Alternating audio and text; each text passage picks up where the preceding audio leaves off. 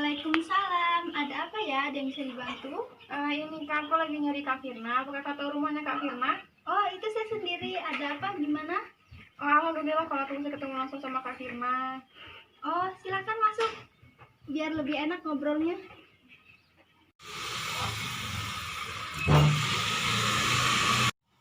Jadi gimana ya, Kak? Ada apa Kak mencari saya? Jadi gini Kak, saya punya masalah. Saya mau ceritain ke Kakak, apa Kakak punya waktu? Oh, tentu saja bisa. Ada masalah apa ya, Kak?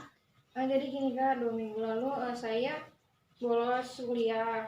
Terus ketahuan sama orang tua saya. Terus sampainya saya di rumah, saya dimarahin. Terus saya ditanya, kenapa saya bolos sekolah. Terus saya jujur sama orang tua saya. Saya bolos sekolah karena saya nggak suka sama cara ngajar bapak itu. Oh, iya, terus berapa kali Kakak bolos dalam kuliah itu? Udah sering banget Kak, setiap kali bapak itu ngajar saya nggak pernah masuk karena emang saya nggak suka cara ngajar dia. Saya takut Kak, saya takut sekarang, sangat takut sekali. Maaf Kak, sebelumnya saya kurang mengerti perasaan takut Kakak itu yang seperti apa. Tolong bisa dijelaskan maksud dari rasa takut Kakak itu takut apa? Saya takut seandainya nanti kalau orang tua saya tahu kalau saya bolos sekolah, saya takut nanti gimana kalau misalkan sekolah saya diberhentiin, terus saya nggak dibiayain lagi sekolahnya, terus uang jajan saya nggak dikasih lagi, terus juga nanti saya nggak boleh bergaul lagi sama teman-teman saya Kak. Saya sangat takut Kak. Nah, sekarang perasaan Kakak dari permasalahan ini seperti apa? Takut Kak, saya merasa tidak memiliki, saya malu, saya takut sama orang tua saya. Saya ingin lari dari masalah ini. Gimana Kak caranya penyelesaiannya? Saya mengerti apa yang Kakak rasakan sekarang. Menurut pengamatan saya, di sini Kakak itu memiliki perasaan takut yang luar biasa. Nah, Kakak itu takut kehilangan rasa kasih sayang dan perhatian dari orang tua Kakak. Bukan begitu, Kak? Iya Kak, benar Kak. Kakak dalam proses konseling, di sini saya mengharapkan Kakak bercerita dengan terbuka dan jujur, dan saya juga akan menjaga kerahasiaan dari Kakak, kecuali jika Kakak mengizinkan saya untuk bercerita kepada orang lain. Apakah Kakak setuju? Ya, setuju Kak. Baiklah, sekarang saya ingin bertanya kepada Kakak, bagaimana keadaan kelas Kakak di tempat kuliah? Ya, keadaan kelas saya seperti keadaan kelas seperti biasa Kak, nggak ada perbedaan. Tapi guru-guru banyak yang buat saya bosan, terus buat saya nggak nyaman sehingga saya bolos kuliah Kak. Saya meminta kepada Kakak untuk mengungkapkan perasaan Kakak, kenapa Kakak bisa membolos dari kelas tersebut. Saya bingung mengungkapkan perasaan saya Kak. Nah, sekarang coba Kakak anggap saya ini sebagai dosen Kakak, dan apa yang ingin Kakak sampaikan. Ibu tahu nggak? Cara mengajar ibu tuh buat saya muak. Cara mengajar ibu tuh yang cuma bisa mentak saya, suruh saya nyatet buku, banyak ngasih tugas. Itu yang buat saya nggak betah sama ibu sehingga saya bolos dari pelajaran ibu. Biar ibu tuh tahu perasaan saya gimana. Saya sudah mengetahui perasaan Kakak terhadap dosen Kakak yang membuat Kakak tidak betah di kelas. Nah, sekarang di sini kita fokuskan kepada perilaku membolosnya Kakak. Nah, apakah membolosnya Kakak ini termasuk pelarian dari ketidakpuasan Kakak terhadap dosen tersebut? Iya Kak, sebenarnya ketika saya ingat sama guru itu saya bawaannya emosi aja Kak. Jadi emang membolos ini merupakan pelarian saya terhadap kelas yang nggak sesuai sama ekspektasi saya. Saya menyadarinya dan saya sama mengalaminya sendiri. Saya benar-benar dimarahin sama orang tua saya dan saya menganggap bahwa sikap bolos saya ini bukannya memperbaiki kelas saya, malah membuat hubungan saya dengan dosen saya ini semakin tegang. Dari jawaban Kakak tadi, saya mengetahui bahwa sebenarnya Kakak itu sadar atas akibat yang akan timbul dari Kakak membolos ini. Lalu kenapa Kakak mengambil tindakan itu? Saya melakukan ini agar saya dapat diperhatikan, saya dapat didengar, dan saya ingin menyampaikan kepada guru tersebut bahwa cara mengajarnya tuh banyak tak disukai sama mahasiswa Kak.